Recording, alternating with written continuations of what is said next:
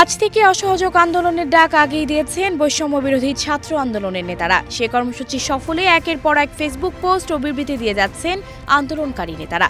শনিবার মধ্যরাতে নতুন করে কিছু নির্দেশনা দেন অন্যতম সমন্বয়ক আসিফ মাহমুদ।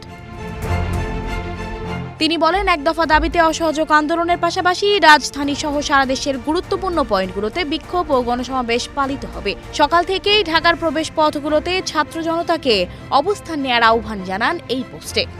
শাহবাগে অনুষ্ঠিত হবে। শাহবাগে সকাল 11টা থেকে আমরা কর্মসূচি পালন করব। আসিফ বলেন, কেন্দ্রীয়ভাবে শাহবাগে সকাল থেকে বিক্ষোভ ও গণসমাবেশ অনুষ্ঠিত হবে। সর্বোচ্চ উপস্থিতি নিশ্চিতে সকলের অংশগ্রহণের আহ্বান করেন।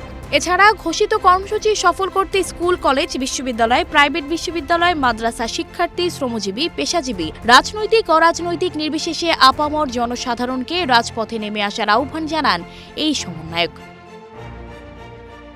এদিকে শনিবারের সমাবেশ থেকে প্রধানমন্ত্রী শেখ হাসিনা এবং তার মন্ত্রিসভার পদত্যাগের এক দফা ঘোষণা করে বৈষম্য বিরোধী ছাত্র আন্দোলন।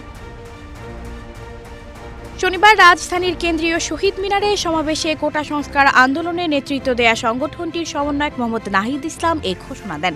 তবে সরকারের পক্ষ থেকে বলা হচ্ছে, আলোচনার জন্য প্রধানমন্ত্রীর দরজা খোলা আছে। গণভবনের দরজা খোলা। যখনই এই আন্দোলনকারীরা কথা বলতে চায়, আলোচনা করে সমাধান করতে চায়, আমি তাদের সাথে নিজেই বসতে রাজি। এছাড়া স্বরাষ্ট্রমন্ত্রী বলেন, শিক্ষার্থীদের সব দাবি মেনে নেওয়া হয়েছে। এমন আন্দোলন না করে সবাইকে ঘরে ফিরে যাওয়ার আহ্বান জানানো হয়। যেগুলো তাদের দাবি ছিল, সব দাবি কোর্ট এবং আমাদের থেকে মানা হয়ে গিয়েছে।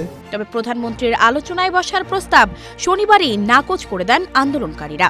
তারা অসহযোগ আন্দোলন চালিয়ে যাওয়ার ঘোষণা দেন। সানজিদা রহমান, প্রবাস খবর।